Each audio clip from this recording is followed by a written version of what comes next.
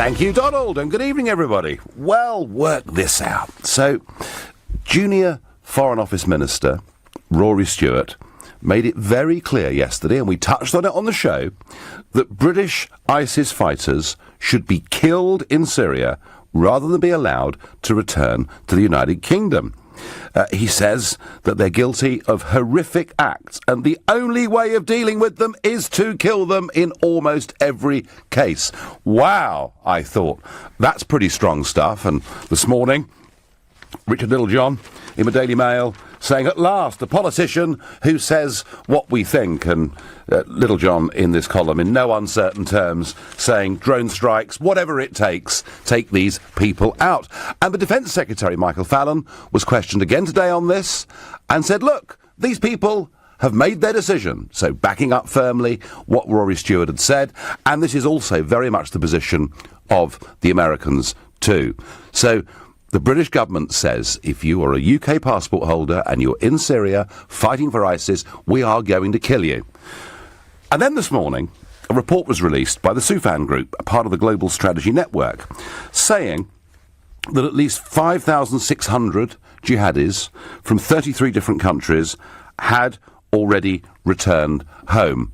And guess which country has the highest percentage of returning jihadi fighters? Any guesses? Yeah, it's the same country with a government who says, if you're a British passport holder in Syria, we'll kill you, but if you come back to the United Kingdom, oh, that's marvellous. We haven't got any trouble with that at all. I tried my utmost to make this an issue in the general election of 2015. I put out the argument that none of these people should be allowed back home. Their passports should be taken away. And I did get the government to toughen up its rhetoric. But can I tell you, of the over 400 jihadis that have returned so far, do you know how many this government and our Home Secretaries, including Theresa May, do you know how many they've stopped? One.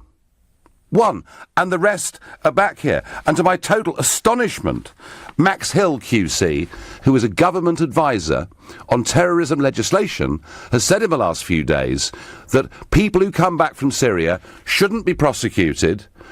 Most of them only went to Syria because they're naive, and they should be reintegrated into society. So government policy is this. We want to make Syria as safe as possible, whilst at the same time endangering the lives of innocent people at home. That is government policy, and I think it's absolutely stone bonkers. So I want to know what you think. Do you think Rory Stewart is right, that they should be taken out and killed?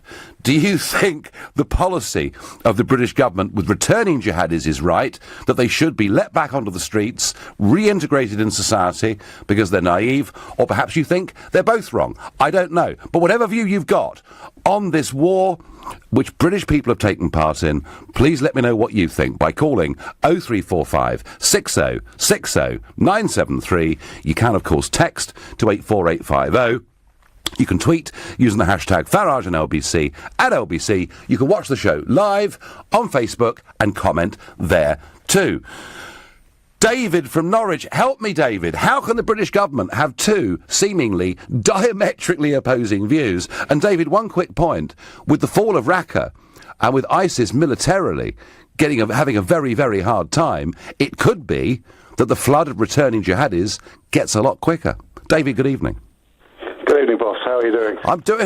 I'm doing okay, but I can't believe that our government wants to make Syria safer and here more dangerous. I think these independent reviews, they can run by complete madmen on illegal and political lunatics. Oh, but this chap is a Queen's Counsel. It's Max Hill QC. I mean, this is an esteemed member of the liberal elite, David. What are you saying? But the thing is, Andrew Parker even said that's the head of MI5, said 2 or 3 months ago, look, there are, at the moment, in his honest opinion, the bare minimum of 23,000 jihadists in this country at the moment. Few of them are actually up front doing what they shouldn't be doing, but the vast majority are sleepers. They're sitting there waiting.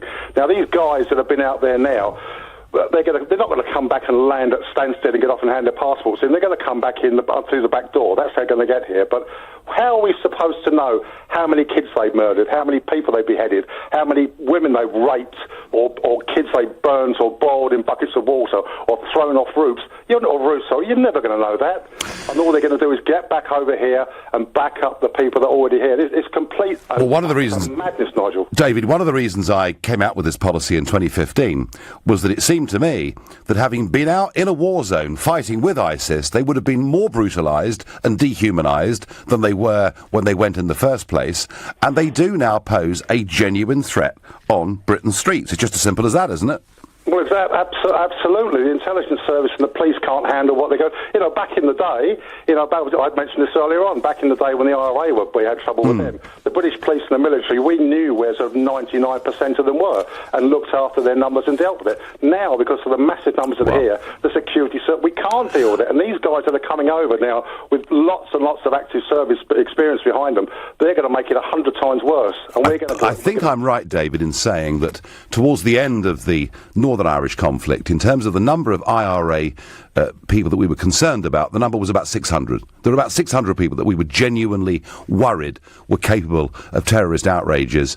As far as the numbers here, well, it's 3,000 suspected terrorists, 500 under round-the-clock surveillance, and another 20,000 linked in some way. But, of course, if you think back to the horrors of London Bridge and Borough Market, a couple of those guys weren't even known to the police and to the security services. So the real figure, David, I don't really want to try and scare people, but the real figure is actually likely to be significantly higher than 23,000. But it is, Nigel. You're dead right. Substantially more. That's why the head Andrew Parker, head of MI5, said, in his honest opinion, and it was obviously a low figure.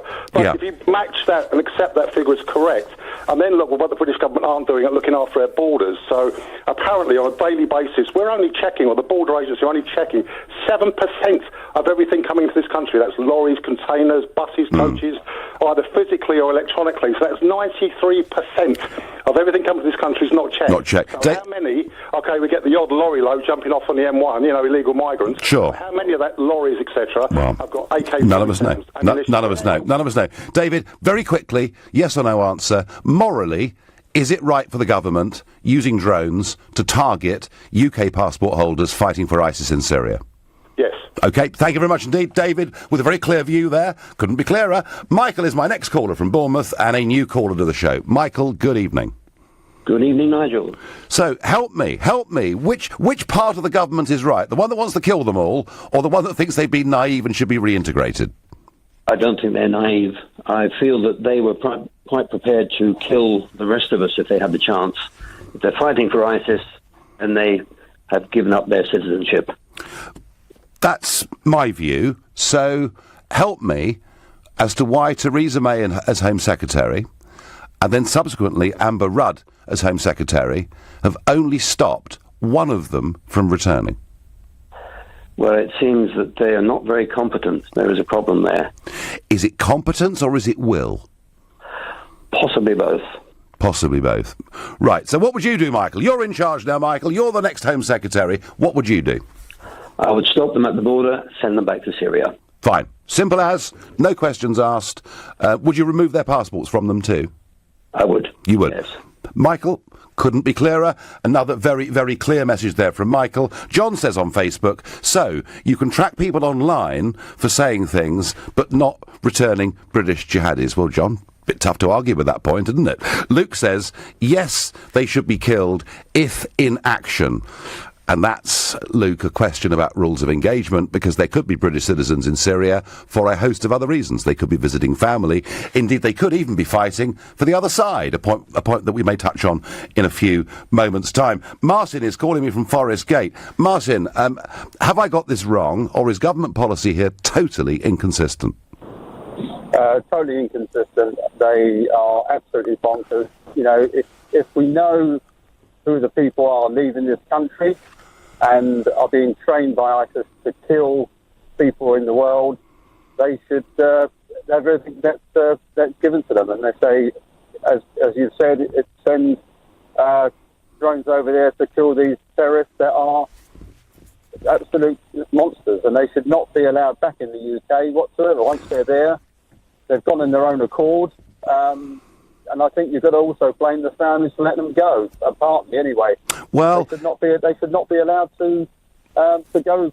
Well, you say that. Outside the country. You say that, Martin, but it is possible, is it not, that a teenager in their bedroom looking at stuff online sees some sort of, for whatever reason, I mean, it's not just men that have gone, young women have gone to become ISIS brides. I mean, it beggars belief why a woman would leave London or any of our big cities and go and do that. So some of them, Martin, may have been brainwashed, and it's not always possible for parents to be totally in control. But having said that, is it possible, Martin, that some of them were naive?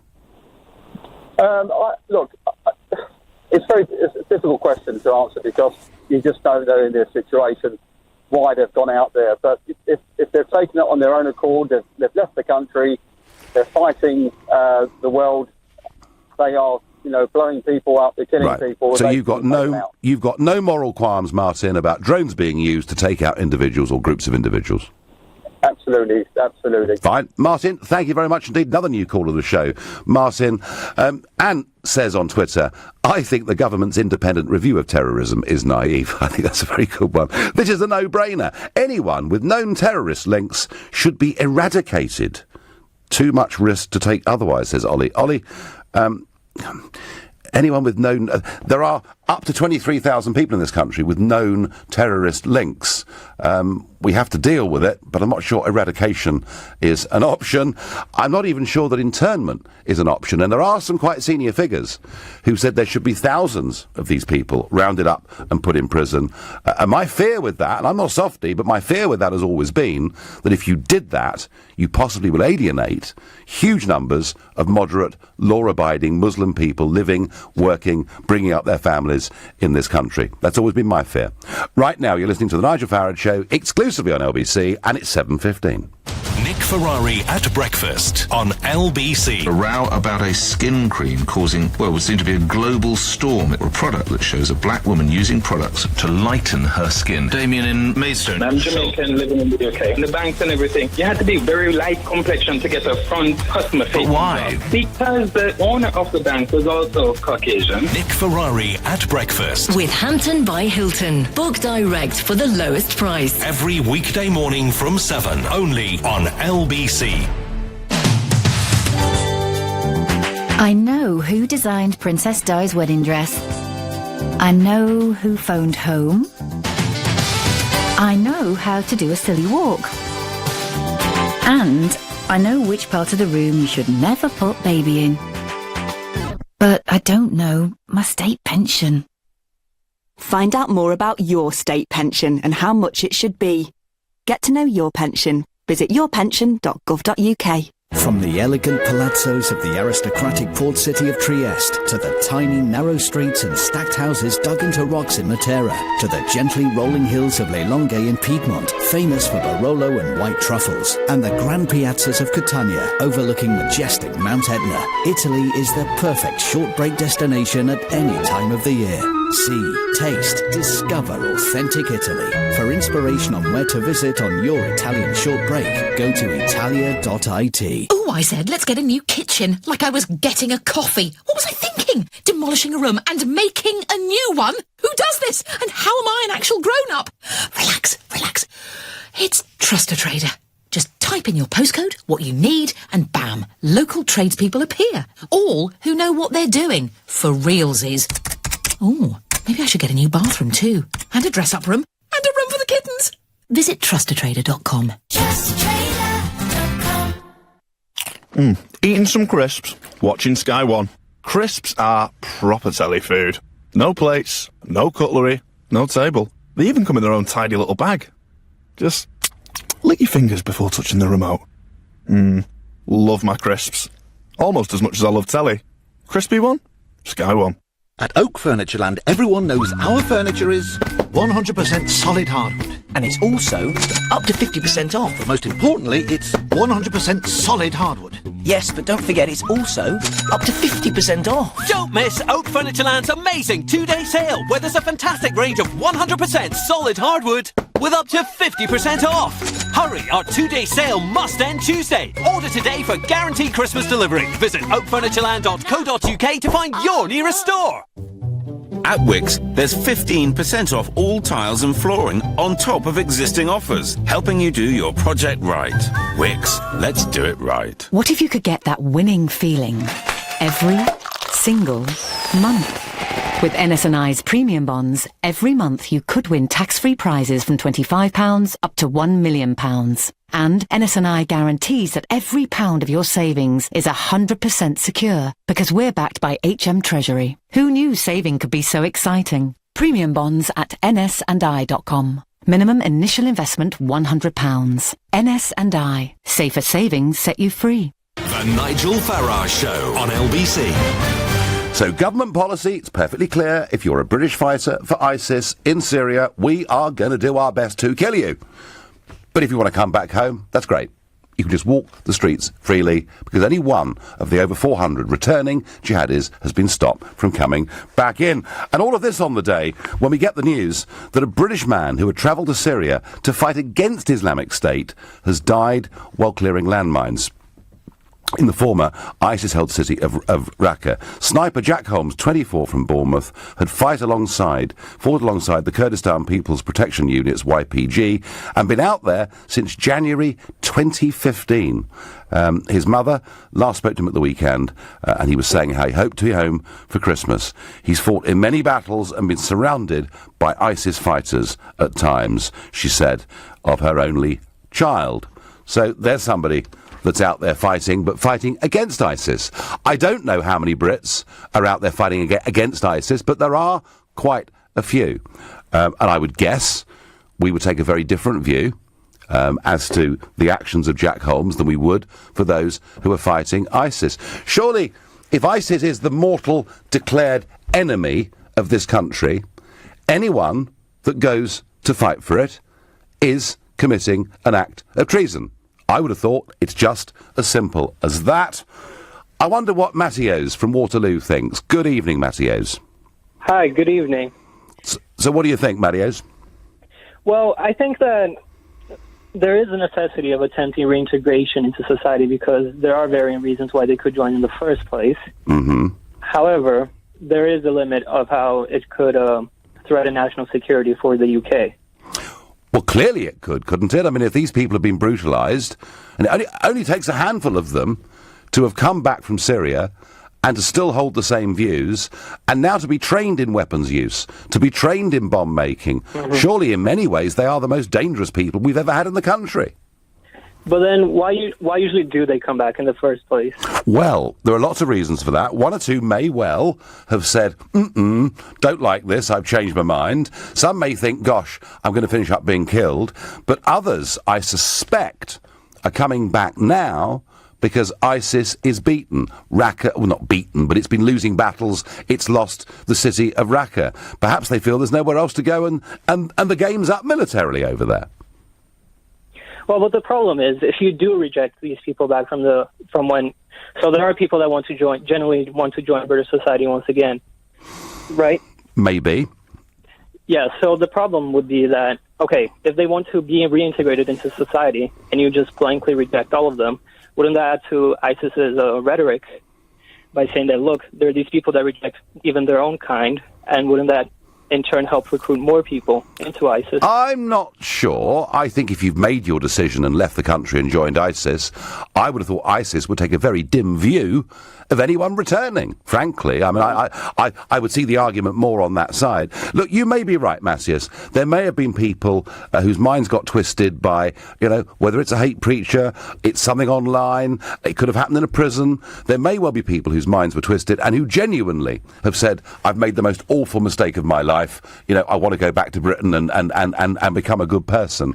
But how can we afford to take the risk? Because it seems to me that if we were to have some appalling terrorist outrage in this country committed by one of these returning jihadi fighters, I think there would be real public anger. And that, I think, is the risk the government is taking. I mean, if something happened between now and the next general election, and it was seen that Theresa May and Amber Rudd had simply allowed these people back in who could have been stopped, who'd then gone on to do these things, it could have very big political consequences, couldn't it? Yes, for sure. But then it's curious, why are they letting them back in the first place? If it would be potentially political suicide. I don't get it. Now, it could be that these people have crept in through the back door, but that's not. When you look at what the government's saying about these things, they're basically saying that these people aren't posing a great risk, they were naive, they must be reintegrated, and that's what Max Hill QC has advised the government to do, whilst at the same time MI5 are warning us of plot after plot, and the Foreign Office and our Defence Secretary are all for wiping them out when they're in Syria. Matthias, we have a very, very inconsistent, wholly inconsistent policy. But you think there's hope, do you, that some of these people could be reintegrated? Well, I do, because, imagine you are a very young person, and for some reason you're alienated from society. And all of a sudden you have this group that has very, very smart tactics, recruiting tactics, and for some reason or another, you end up going. A lot of people go for a desire for adventure. Other people go because they somehow, for some misguided reason, agree with the ideology. Mm-hmm. But once they get there, they see that it's not for them, and they do decide to come back. I don't think it's an absolute thing as well. I think there definitely should be attempts to reintegrate them. Okay, Matthias, I'm not going to wholly disagree with what you've said, because a policy of total exclusion will undoubtedly be unfair to some people. I just take the view that the risk of this is so great that if we are unfair to a few people, do you know what? Tough. Maria says, I don't care what's done with them, but they shouldn't be allowed back. The mentality that allows them to be influenced to want to join such extremism has no place in society. Sandra says, one jihadi in this country is one too many. Pete says, killed, yes, but only if proven, or locked up indefinitely. Difficult, Pete, in a battle zone environment. I'm not sure quite how many prisoners were being taken in this Battle of Raqqa. I suspect their numbers were very, very small indeed. Sam is calling me from Reading. Sam, good evening. Hi, Nigel. Quick bit of background on myself. Left the army in 2013, spent 8 years, 3 tours in Afghanistan, 2 of which were with Special Forces, so I have a little bit of experience fighting against people of this type of ilk. Yep. 3 important points to make. One, slightly off-piece. Brexit will be the best thing that ever happens to this country. I just wanted to sneak that in there. Yeah. Move on. That's cheating. Go on. I think it's really, really important to contextualise, and some of your other callers have already done this, what exactly these people have been up to. The systematic rape of tens of thousands of women and children, and in some cases these terrible stories of women and children bleeding to death. They've been raped so consistently. The murder of hundreds of thousands of people, taking the rights away from millions of people. And what I think makes this even worse is these are not illiterate farmers that we would have seen traditionally in Al-Qaeda and the sort of Taliban people that I've sort of come up against. These are not illiterate people who are being dictated to by the imam because they don't know any better. These are people who were brought up in an otherwise moral society. These are otherwise intelligent people. They made a conscious decision. They do not deserve to come back. They do not deserve a second chance. The right thing to do is to kill them, or as a minimum stop them from coming back into this country. And importantly, my final point, it will act as a deterrent to future people thinking about going and fighting for these terrorist organisations. Sam, as somebody that has fought, against this menace, against this evil, do you have a direct message for Amber Rudd, our Home Secretary? Because there may well be, as we speak, people returning from Raqqa. I think it's a very, very simple one, and we have to think about the security of people in the United Kingdom. It may be a nice, politically correct message from the person who released this report today that says we must welcome them back with open arms, we must reintegrate them. You'll know some of the policies that the Swedes have been introducing about reintegrating ISIS terrorists back into society. We'll see whether that's successful or not. But the fundamental function of a nation state is to protect its citizens. And as you said in your introduction just before, if one of these people was to conduct any kind of atrocity, the like of which we've seen in Manchester, London Bridge, etc., then that would be a failure of the nation and of the Home Secretary and the Prime Minister to protect its people. Terrific. Well, I very much hope, Amber Rudd, if you're not listening live now, I've no doubt you will see a clip of this tomorrow. Sam has been there. He's fought against this. He's seen the dreadful things that are being done. We do not want these people back in our country. Thank you, Sam. Another new call of the show. Great call. Very interesting. He's seen it at first hand. It's not pretty in any way at all. Ian says to me by Twitter, of course Rory Stewart is correct. In fact, most people do seem to agree. We have had callers saying, look, actually, some of them may have been conned into this. Maybe we should look at it on a case-by-case basis. But overwhelmingly, at the moment, you seem to be saying that actually the government have got this badly wrong. Seth is calling me from Dublin. Seth, good evening. Hi, Nigel. Thanks for taking my call. Not one bit. Nigel, what I wanted to say was the biggest fear that your ministers have is actually going on a case-by-case basis. It's trying these people, because those trials will end in tears. The witnesses are dead, or the witnesses are afraid to come forward, or the witnesses are back in Iraq and Syria. So if you try these people, you're going to turn them into martyrs or heroes. That's why there are elements in your government who are saying, don't try them, let them back in, and at least they won't be martyrs or heroes to the public. It's very sad, but I think that's really what's driving your government. Well, Seth, they don't really mean it. That analysis may well be right. But if that's the case, aren't they taking a massive risk with our safety and security in this country? The question is, Nigel, not whether it's a massive risk, but what you could do about it. And the only thing you could do about it is get out from under the European courts, because once you can do that, then you don't have to worry about any sort of oversight, letting your judges making the right determinations. Well, we have voted Brexit. I hope we're heading in the right direction. I mean, you better do it soon. We better do it very soon. Coming home now. Well, some encouragement there from Seth in Dublin. Amber Rudd, I know you're a Europhile, but actually, if you want to make Britain safer, be able to stop people coming back, get rid of bad uns, you need to be outside the power, the influence, the dominance of the European Court. Seth, thank you for that. You're listening to The Nigel Farage Show, exclusively on LBC. It's 7:30 and time for the news with Philip Chrysikos. Labour is investigating the comments and behaviour of its Sheffield Hallam MP Jared O'Mara. He says recent allegations against him are categorically untrue, and he's deeply ashamed of derogatory and homophobic remarks he made more than a decade ago. The President of the European Council says it's still up to the UK government if there's a good deal, no deal or no Brexit. Donald Tusk has updated MEPs. The maximum fine for littering in England will soon almost double to £150. The change will come in from April as long as it's approved by Parliament. LBC weather, showers across Wales and the north this evening and overnight. Dry elsewhere, a low of 11 degrees. Tomorrow dry with sunny spells, showers for northern Scotland, a high of 18 degrees. LBC travel in Seven Sisters and the High Road is closed in both directions because of a police investigation between Seven Sisters Road and Monument Way. Now, there are long delays around Highbury and Holloway. That's as fans head towards the Emirates Stadium for tonight's football match. And in Walthamstow now, there are queues on Black Horse Road. That's around the train station. It's all because of roadworks which are causing delays. And onto the train, Southern have disruption to their service between East Croydon and Milton Keynes Central because of staff shortage. LBC Travel, I'm Anne-Marie Walsh. This is LBC. Calling all units. Reports coming in of Sky's gripping new cop drama Tin Star, epic Game of Thrones and loads more shows, all with Sky TV from £20 a month. Sky TV and Sky Q, the Next Generation box, have been sighted in the vicinity. Witnesses report watching wirelessly all round the home for just £12 extra a month. Units should respond immediately and search Sky Q to join or recontract. Sky. Believe in better. £20 standard setup, new 18-month TV contract requires Sky Q multi-screen. Sky Q kit loaned at no cost. Upfront payment required. Terms apply. Oh, I said, let's get a new kitchen, like I was getting a coffee. What was I thinking? Demolishing a room and making a new one? Who does this? And how am I an actual grown-up? Relax, relax.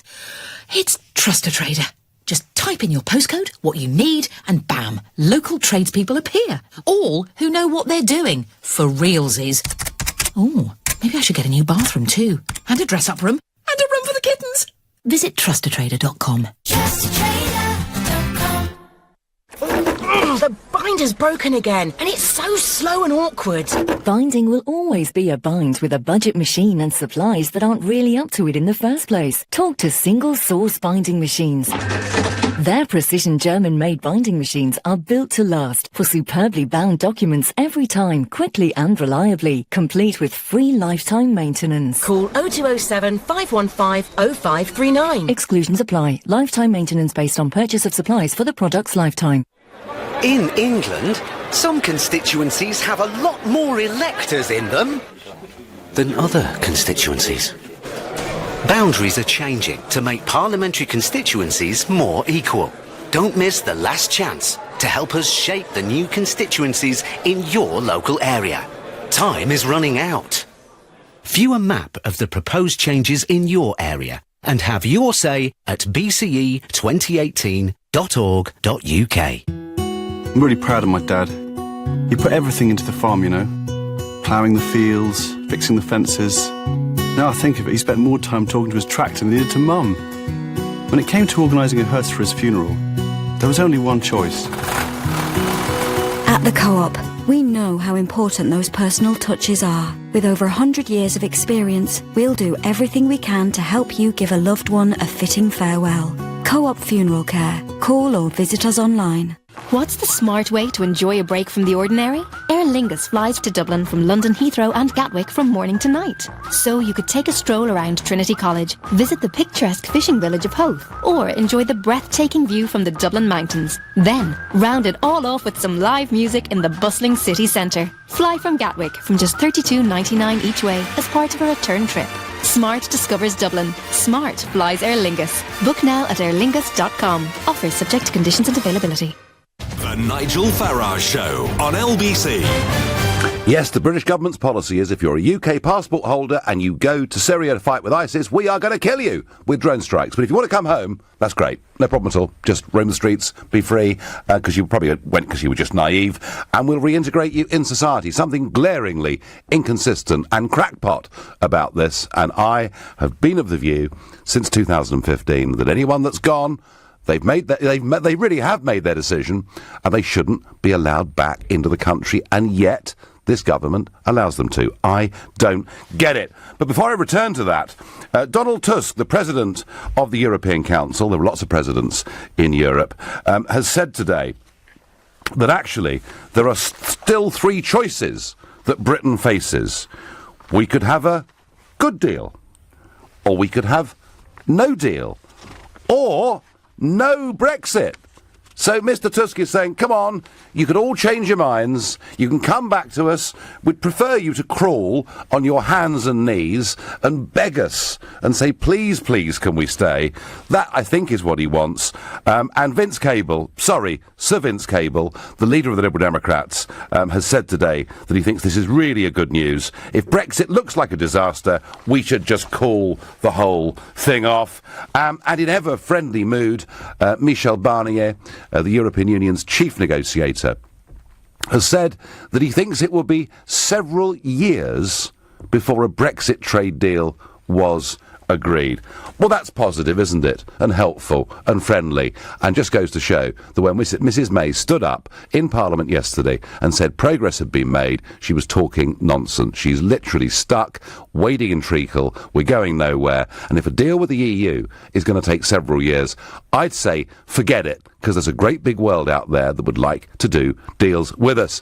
But back to this issue of returning jihadis, and morally, whether it's right for the British government using drones to target British passport holders fighting for ISIS in Syria. Hisham is my next caller. He's calling from Putney, and another new caller to the show. Hisham, good evening. Good evening to you, Nigel. So what is your perspective? Well, if the government wants them to welcome back to Britain, so let's go back a year ago and move Ken Downing Street to be in Mosul, and let them see what they done to the people, to the stones. Even the stones, they kill the stones. They kill everything. Those guys, just, they know one thing, that's to kill people and destroy every civilization being on ground. So if you welcome them back, I think me and my wife's wearing hijab, we will be really scared, not the British, not from the police. No, we are afraid from them, because they will reflect the bad picture of Islam. Yes. How can you allow a person who killed minimum 10 persons with cool blood, allow him to come back? What he's gonna do? Is he gonna queue on Cafanero for Colossal, or a queue on A40 for traffic? They don't know the law anymore. They are just they've been brutalised. Hisham, are you from one of those countries originally that's been affected by this? I'm from Iraq. You're from Iraq, okay. Right, yeah. And when did you come to the UK? I came in 2000. Right, so before the Iraq War broke out. But you really make a point that, of course, and this gets forgotten very often, that there are more Muslims killed by jihadi terrorists than any other religion. And I think you're right. I think there are a lot of Muslims living in Britain today, I know some of them, who, abide the law and pay their taxes and want to integrate and be friendly with their neighbours and accept our way of life, who are deeply fearful that if this situation gets worse, their lives here are going to become less and less comfortable. Hisham, do you see any optimistic future with this? Not at all. Nigel, I've been here for 17 years. Let's admit I was a bad person, and I wasn't ever in my life a bad person. But if I was a bad person before 2000, and then the 17 years I spent in UK, I became a better person because I saw the law, how the enforcement of law, not by enforce, but by the smile of people, the way they behave, the way they tell. So I've learned more. Those guys, most of them born in UK, yet he went there to kill. So the system doesn't help them because their brain is shut.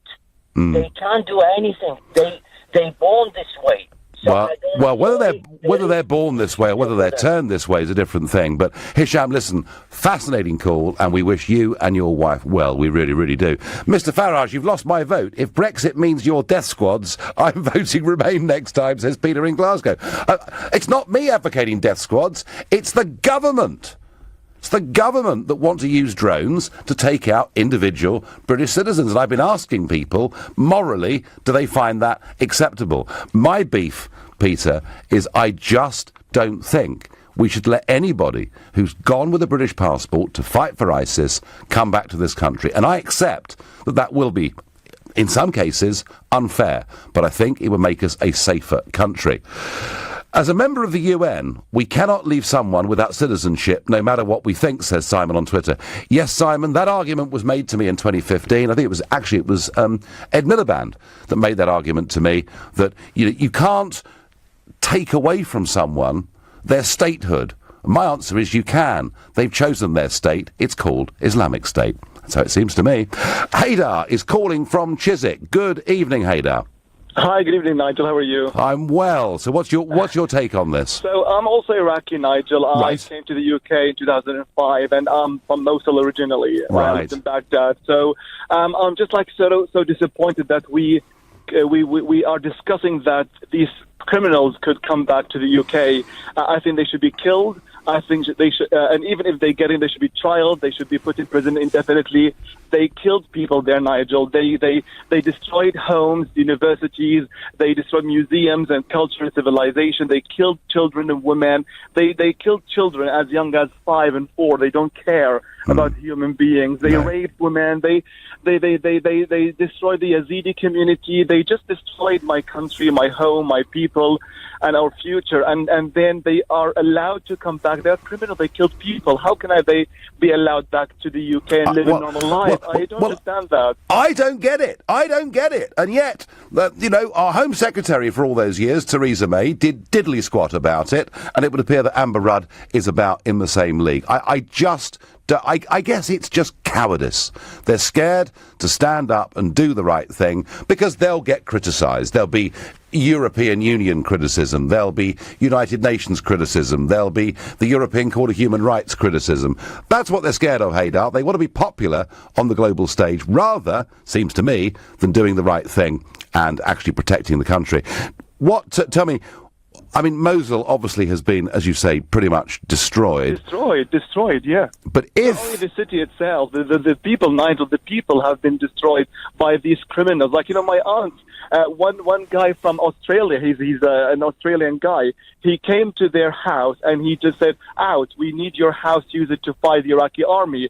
And they spent 45 days in a basement with 3 other families. And these Australian guys who joined ISIS, they just destroyed their house, looted everything, and they were ready to kill anyone who doesn't leave their house. It was just like, it's awful. It's really awful. If that scourge of ISIS and extreme jihadism was removed from Iraq, would you then feel the country could be rebuilt and get back to what it was? Yes. Hopefully, we have kicked their, out of the country, but hopefully we can rebuild our country. But in Iraq, if they are caught, they will be trialed and they will be executed, and that's the least we can do, to be executed.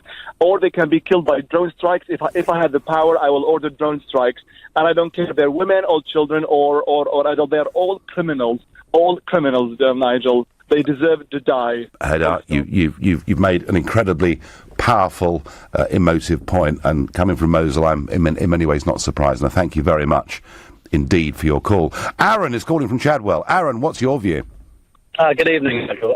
I can't believe this. It's really upsetting me the stance our government is taking. It just shows such political weakness. This is where is the accountability? If someone was to murder someone in this country, they would go to prison or, they'll be punished for it. Yep. These guys are killing women and children, not because of they're fighting against them. These guys are killing women and children because they have a different view on life, and they're imposing their will on these people and killing them, and then they're welcomed back with accepting arms. It's not even not right. There's something morally wrong in just that. We're being let down, aren't we? Very, very badly. It's really upsetting. I work in a very Muslim area in Chadwell, and the majority of those people, even they're saying it just puts such a bad tarnish on the rest of the people, and it's just going to increase tension. I can't see any upshot. Aaron, I think there are lots. I honestly, I think there are lots of big numbers of very decent Muslim people living in Britain who are getting more and more scared with every month that goes by because the actions of some from their religion are placing them all in a very bad light. Aaron, thank you very much indeed for that. Anne says on Facebook, the treason law needs to be put into effect. Well, Blair watered down our treason laws, and I agree with you. Time they were brought back. You're listening to the Nigel Farage Show exclusively on LBC, and it's 7:45. Coming up at 8 on LBC, Clive Bull. The government whip is compiling a hit list of university professors teaching Brexit courses. Is this an attempt to suppress free speech or ensure an open debate? Clive Bull on LBC. France, 1942. You're fresh out of spy school on a mission to prevent a massacre by occupying forces. As the enemy approaches, you know you only have one chance to stop them. Mere seconds. When the moment comes, you notice a civilian among them. What do? Brand new spy drama X Company. 9 p.m. tonight on History. Part of this month's World War True season. The war you know, the stories you don't. Watch History on Sky, Virgin, BT and TalkTalk. Take control of your property sale with We Buy Today. Whether you're retiring, inheriting, divorcing or just need to move on, We Buy Today will give a fair price on any residential property. Just visit webuytoday.co.uk. We're the fully regulated home buyer who will work to your timeline with no agency or legal fees to pay. For a guaranteed offer on your property, visit webuytoday.co.uk. Take back control. We Buy Today. Is your business structured in the correct way to manage your exposure to income tax, capital gains tax and inheritance tax? Does your business structure assist you in achieving your goals? Or do you feel like you suffer a tax charge every time you want to do something new? Let Barnes Rofe look at your business structure and see if we can help you with these issues. Visit barnesrofe.com. Barnes Rofe, clever accountants for business. From the elegant palazzos of the aristocratic port city of Trieste to the tiny narrow streets and stacked houses dug into rocks in Matera to the gently rolling hills of Le Longhe in Piedmont, famous for Barolo and white truffles, and the grand piazzas of Catania overlooking majestic Mount Etna, Italy is the perfect short break destination at any time of the year. See, taste, discover authentic Italy. For inspiration on where to visit on your Italian short break, go to italia.it. So go ahead and tell us your name and what you do. Fergus, I'm a hermit crab, so I walk around, pinch things and move house mainly. And how often do you move? I'd say about 15 times a month. Oh, wow. Yeah, used to be a pain before I started using Zoopla to sort out the energy, broadband removals and all that moving stuff. Now it's a lot easier. So this is going on the radio, yeah? Yeah. I just want to give a big shout out to all the boys in Rockpool. Go the Rocks! Start your property move on Zoopla. It's how London Car Giant, when we say low prices, we mean low prices. We've up to 10,000 quality used cars in stock, and every single one is priced to sell fast because more cars are arriving every day. Car Giant. Our cars don't hang about, so you shouldn't either. Book your test drive at Car Giant today. It's how London buys its cars. Car Giant. The Nigel Farage Show. Text 84850. Gosh, I'm confused. Because on the one hand, the government says if you're a Brit and you're in Syria and you're fighting with ISIS, we're going to kill you. We're going to kill all of you. We're going to take you out with drone strikes or whatever means possible. But then the other bit of government says there's 450 of you nearly that have fought there that have come back, and we've only stopped one of you.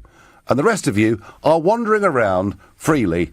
There's something grossly inconsistent and crazy, and I really do think that the government have been desperately weak on this issue and have made this country a much less safe place, whilst they want to make Syria as safe as they possibly can. I don't get it. Maybe David in Guildford, who's a new caller to the show, can put me right. David, good evening. No, you're right. I think we should kill them with the drone strikes, really. And actually, I think we should do it as to make an example. Because all these politicians are saying, oh, well, maybe we shouldn't, because they're trying to play a nice war. Well, no war is nice. All war is brutal, and you don't win a war by being nice. That's certainly true. I mean, there are some questions here about rules of engagement. I mean, if it's a battle situation, clearly, you're fighting against these people. I mean, if they were, let's say, in a rest camp, would it be legitimate? Yeah. Would it be legitimate then? Would it morally be right then, David, to take them out with a drone strike? No, of course not. But Right. I wanted to make a point quickly about what this last caller, Matthias, I believe he was called, said Matthias, yeah. About what is it? About them feeling alienated, about them feeling the need to go over and do awful acts of atrocities. Yeah. Because they feel alienated, and that's rubbish. We didn't alienate them. Britain didn't alienate them. Society didn't. They chose to alienate themselves, and I can prove this. I've lived in 6 months in Brazil. I could have come back recently. Yeah. And, when I was over there, I didn't know any of the language, so what did I do? Made an effort to learn basic level of language. I wasn't there long enough to be fluent. I embraced their culture, and saw all these wonderful things in Brazil. And actually, when I came back, I actually feel, my home's probably over there. People alienate themselves.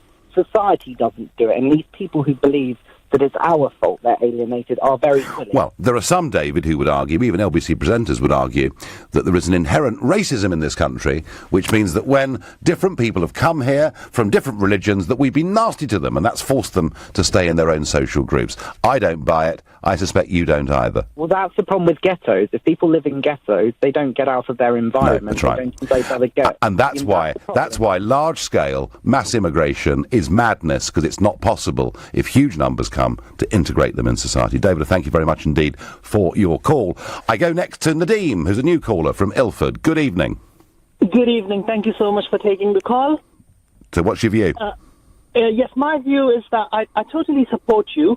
That's what I said to the lady as well, that if somebody can't be integrated in the first place, then how do you reintegrate that person? Yes. Once they've become criminals as Yes, well? that's a good point. So they're not integrated, they leave and fight for ISIS, they get brutalised, they get trained how to make bombs, then they come back.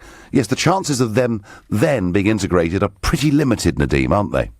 Yes, and they've committed some serious crimes which are even unthinkable. So really, in most countries, there's only one punishment for these crimes. So I don't know how those people can be let free in a society, and I think they just themselves chose what they wanted to do, and they should pay that price. Do you think, Nadeem, that our political leaders are letting the country down on this?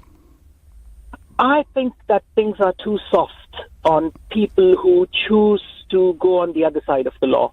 People who want to follow the law, who want to follow the norms, things are very difficult for them. But if somebody decides to do things otherwise, then there is no repercussion as such. No. Nadeem, thank you very much indeed. Made your point very, very clearly. A call here for due process. Nigel, they should be sent to face trial in the countries they fought in. Once sentence is served or freed, they can then apply to come back, and we can then decide what to do and release them if suitable. If in combat, standard rules of battle should apply. That's what Ben says. So there's several of you saying, actually, it's all well and good killing people in war situations, but we perhaps need to think about due process for people who are out of the line. Others, particularly two Iraqi callers, who've told us that actually these people have done such awful, monstrous things in Mosul and elsewhere that, frankly, to make the world a better place, they should be eliminated. Mohammed is calling me from Loughton. Mohammed, good evening. Good evening, Nigel, to you. Nigel, back in 20 years ago, first when I applied for asylum at the airport, one of the questions they asked me, have you ever killed anyone? And the reason, if you said yes, then straight away they will send you back home, or they will send you to the safe country. I don't know how this country is doing a mistake that people, such a evil people like this, they want to integrate with those kind of civilized country. After eating, they will eat the heart of the people after killing them. They are not human. So you cannot just like put those people with this ISIS people with those kind of like a civilized Europe, you know. And I think Mr. Erdogan maybe who helps them to open at the airport of Istanbul. They say, where are you going, Kobani? The map of Kobani was already copied, how they can travel from Istanbul to Kobani and over there by the border. When the first ISIS attacked the Kobani, and after 4 days I was there by the border. I know how they closed the old villages opposite, and I was just watching the smoke is coming out from my city. I am originally from Kobani, and they switched the lights. You know, in the motorways you have a light, and the border of Syria and Turkey they have a light. Every time they want to pass a group of ISIS onto the other side, because the only the YPGs, there was only 100 people left in the middle between the border of the gate of the Turkey and the Kobani, and they tell them, okay, the Turkish government they will tell them, don't go from the west of the Kobani, go from the east side, where is the city of Tel Abyad. And Mohammed, have you found? I think it will be better not to allow those people. Even if you allow them, they have to be locked forever, because they will. Why bother? Why bother having them back at all? Why bother? And Mohammed, you've been here 20 years. Was it the best decision you ever made? The best decision, when I went back to my people in my city and I helped them, and financially, of course, and I closed my business, and also I think I'm very proud. And this is when I remind myself that time when a Churchill, when a Churchill, he's got a message. I read one of the book, I cannot remember, but at the with the Germany, it was the fight between Germany, and he asked the people, can you bring the coppers for us? And when everybody in the England, they went and those coppers, they put it on the one of the scrubs yard, and they asked him, what do you want to do with it, Mr. Churchill? We don't know what to do with those kind of things. They say, okay, I just want to make sure that the people, when one day they will ask, okay, I did help my country as well. Absolutely. No, those sentiments matter. Mohammed, fascinating phone call.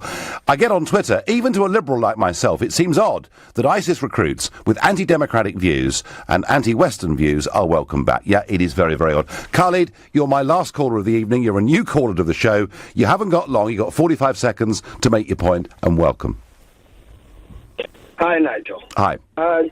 Just a quick question, just a quick statement. A lot of these people are under 25, and they say that, your brain doesn't develop until you're, over 25. A lot of these kids have been radicalized by imams or whatever. I myself am a Muslim. I've seen this type of stuff happen, right in front of me, But to say that, to brush everyone under the same, under the same scope, it is not fair. I think a lot of these kids don't even know what they were doing. But on the other hand, I also don't want them to come back here and start chaos. I know. Khalid, listen, I'm sorry. Do call the show again. I know you're a first-time caller.